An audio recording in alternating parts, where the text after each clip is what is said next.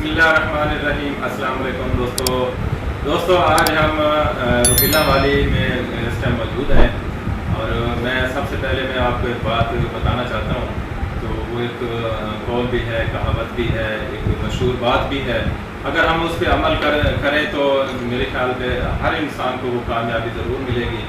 وہ بات یہ ہے کہ جب ہم 100، 200، 1000 کتاب پڑھیں، اس کتاب میں وہ علم، وہ مواد، وہ پریکٹیکل، وہ تجربہ نہیں ملے گا جو ہم ایک کوالیفائڈ، ایک تجربے کار، ایک اسکل والے ہم اپنے استاد سے، اپنے سینئر کے پاس، اپنے دوستوں کے پاس جا کے 5 منٹ ہم ان کے پاس جا کے بیٹھیں گے تو ہمیں وہاں پہ سب کچھ ملے گا۔ تو آج ہم اس ٹائم ڈاکٹر طالب صاحب کے پاس بیٹھے ہیں، جو روہیلا والی میں ابھی 1 سال ہو گیا شفٹ ہوئے ہیں۔ اس سے پہلے ان کا کلینک تھا، انہوں نے شہر سلطان میں بڑا عرصہ پریکٹس کی، اپنی لائف کا 3 حصے میرے خیال پہ پوری لائف شہر سلطان میں انہوں نے گزاری اور وہاں پریکٹس کی ہے۔ ماشاءاللہ بہت ان کی اچھی پریکٹس تھی، دور دراز سے ان کے پاس مریض آتے تھے اور شفا یاب ہو جاتے، اللہ پاک ان کو صحت دیتے تھے۔ تو ڈاکٹر صاحب کے ساتھ میری دوسری ملاقات ہے۔ پہلے بھی ایک ڈاکٹر کیسر صاحب کی کلینک کے افتتاح پہ ملاقات ہوئی تھی، ایک سرسری ہوئی تھی، مکمل نہیں ہو سکی۔ آج ہم روہیلا والی پہنچے تو ڈاکٹر صاحب سے مل کے بڑی خوشی ہوئی۔ تو میں نے سوچا کہ ڈاکٹر صاحب کے پاس جو علم ہے، جو تجربہ ہے، وہ آپ سے شیئر کریں گے۔ اور ان کے ساتھ ہمارے دوست بیٹھے ہیں ڈاکٹر قدیر صاحب، جو BHMS ہے ماشاءاللہ، اور اچھا علم اور اچھا تجربہ رکھتے ہیں، یہ بھی روہیلا والی میں پریکٹس کرتے ہیں۔ آج ہم دونوں دوستوں سے بات کرتے ہیں کہ ڈاکٹر صاحب اپنا تجربہ کرتے ہیں، آپ سے شیئر کرتے ہیں۔ السلام علیکم ڈاکٹر صاحب، آپ سے مل کے بڑی خوشی ہوئی ہے۔ تو آپ کے بارے میں بڑا سنا تھا کہ ماشاءاللہ آپ اچھا نالج بھی رکھتے ہیں، آپ کے پاس بہت سارا اللہ پاک نے آپ کو مریضوں کے آپ کو شفا بھی دی ہے۔ تو میری کوشش ہوتی ہے کہ ہمارے پورے پاکستان میں جہاں بھی ہومیوپیتھ ڈاکٹرز ہیں، جہاں بھی ہومیوپیتھ ڈاکٹر کا بورڈ لگا ہو، تو ہم ان سے ضرور جا کے ملتے ہیں کہ ہمارے سینئر ہیں یا جونیئر ہیں، تو ہمیں وہاں پہ نہ کچھ سیکھنے کو ملتا ہے۔ آج ہم سارے دوست آپ سے کچھ نہ کچھ سیکھنے کے لیے، کوئی نہ علم کے متلاشی ہیں اور علم کی پیاس بجھانے آئے ہیں۔ تو پہلے تو ڈاکٹر صاحب آپ ہمارے ہومیوپیتھ دوستوں کو اپنا ایک میسیج دیں، کیا میسیج دینا چاہیں گے اس کے پریکٹس کے حوالے سے، کہ وہ اپنی پریکٹس کو گرو کیسے کر سکتے ہیں، اور اس کے آگے ایک 2 اور سوال ہے وہ کریں گے۔ بسم اللہ الرحمن الرحیم۔ پریکٹس کو گرو کرنے کے لیے ضروری ہے کہ آپ اسٹڈی کریں، اور اسٹڈی جب تک پریکٹس کرتے رہیں، اسٹڈی کرتے رہیں، اسٹڈی کو آپ نے نہیں روکنا۔ اور اسٹڈی کا جو طریقہ کار ہے، وہ ہمارا جو طریقہ کار ہے وہ اسٹڈی کرتے ہیں، اسٹڈی کر کے ایک طرف دوسری دوائی کو پڑھا، اس کو ایک طرف تیسری دوائی کو پڑھا ایک طرف۔ لیکن میں یہ بتاؤں گا یا میری گزارش ہوگی جو نئے ہومیوپیتھک ہو جاتے ڈاکٹر صاحبان ہیں، کہ اسٹڈی کرے آپ میڈیسن کے، ہر میڈیسن کے آپ جب میڈیسن پڑھتے ہیں، لیکن مثال دیتا ہوں، جیسے آپ جگر میں کیلیڈونیم آپ سلیکٹ کرتے ہیں، تو دوسرے مریض کو آپ ہے کارڈوز سلیکٹ کرتے ہیں، تیسرے مریض کو آپ سلیکٹ کرتے ہیں، چوتھے کو آپ سمپلی نائٹروپوڈیم دیتے ہیں۔ اب یہ سینئر ڈاکٹر حضرات یہ کام کرتے ہیں، جو دوائی بنتی ہے وہ اس کو دیتے ہیں۔ اور جونیئر ڈاکٹر حضرات جو ہیں وہ ان سے یہ پوچھیں یا یہ سمجھیں یا ان کی اس بات کو فالو کریں کہ دوائیوں کے جو ڈفرینس ہیں، آپ کو دوائیوں کے ڈفرینس پہ اسٹڈی کرنی چاہیے، اور دوائیوں کے ڈفرینس سے جب آپ اسٹڈی کریں گے تو آپ کو دوائیاں دماغ میں بیٹھتی جائیں گی، اور پریکٹس میں آپ کو بہت فائدہ ہوگا۔ جب ہمارے دوست ہیں جو کمبینیشن دے دیتے ہیں، کمبینیشن اس وقت ہے جب کوئی بات سمجھ نہیں آ رہی یا مریض ہماری بات فالو نہیں کر رہا ہے، تو وہ کوئی ہمیں علامت نہیں دے رہا، ہمیں ایسی کوئی علامت نہیں دے رہا کہ دوائی منتخب ہو، تو وہاں پر ڈاکٹر حضرات مشہور ہوتے ہیں۔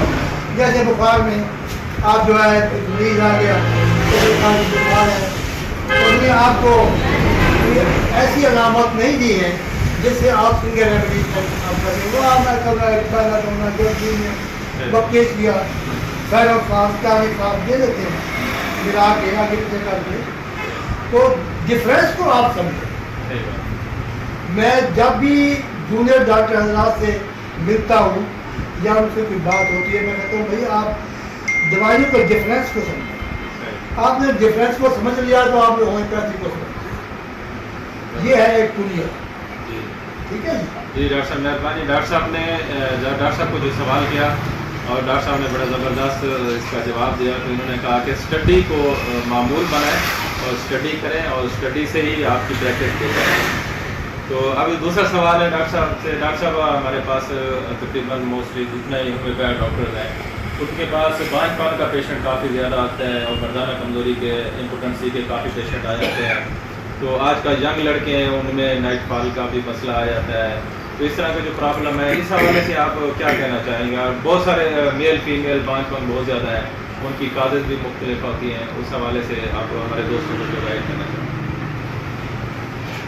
اس میں ایک کنسپٹ ایسا ہے کہ ہمارے ڈاکٹر حضرات کے پاس جب بانجھ پن کا کوئی مریض آتا ہے تو میرا تو جو طریقہ کار ہے وہ یہ ہے کہ میں سب سے پہلے اس کے مریضہ کے خامد کا جو ہے میں ٹیسٹ کرواؤں سب سے پہلے, کیونکہ ڈاکٹر حضرات اکثر فیمیل کو دوائیاں کھلا کے جب 6 مہینے دوائیاں کھلائی 6 ماہ کے بعد جب رزلٹ نہ ملا پھر کہا چلو آپ تو پھر بہت دوائیاں کھانی ہیں اب آپ کے خامد کا ٹیسٹ کرواتے ہیں لیبارٹری کرواتے ہیں. وہ غلط ہے. میں سب سے پہلے اسپرم چیک کرتا ہوں. تو اگر وہ اسپرم ٹھیک ہے تو پھر مریضہ کی علامات لیتا ہوں. مریضہ کی علامات میں اکثر طور پہ جو بانجھ پن کی وجہ بنتے ہیں سب سے پہلی جو بانجھ پن کی وجہ جو ہوتی ہے وہ میدے کی خرابی ہوتی ہے. میدے کی خرابی ہوتی ہے.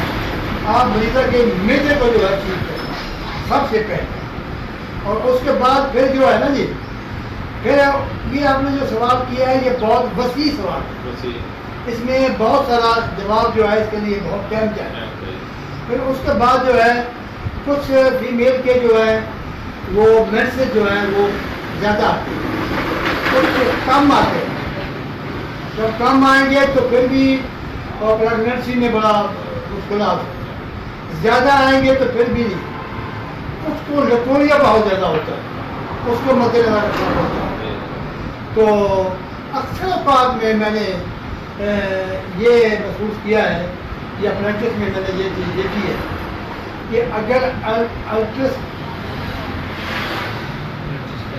الٹراسپائنوسا کیو میں دی جائے, اشوکا کیو میں دی جائے, مریض کی یہ 2 دوائیں کامن مریضہ کی فزیک کے مطابق بھی دوائی سلیکٹ کی جائے. اور فزیک میں پرسٹیلا بھی ہے, کلکیریا کار بھی ہے, کلکیریا فاس بھی ہے, تو مختلف دوائیاں تو پھر یہ کامیابی ملتی ہے. وہ 2 دوائیاں کامن ہیں اشوکا اور دوسری یہ کامن ہے. باقی جو ہے فزیک کے حساب سے آپ دیں تو آپ کو کامیابی. مہربانی ڈاکٹر صاحب نے بڑی زبردست بات کی ہے کہ جب ہمارے پاس پیشنٹ ہے تو اس کی ٹیسٹ رپورٹ ضرور دیکھنی چاہیے, اور اس کے ساتھ ڈاکٹر صاحب نے کہا کہ بھی اس کے کاز لازمی دیکھیں کہ اس کا مسئلہ کیا ہے, اس کاز کو دور کی جائے اور میڈیسن سلیکٹ کی جائے تو پیشنٹ بالکل ٹھیک ہو جاتا ہے.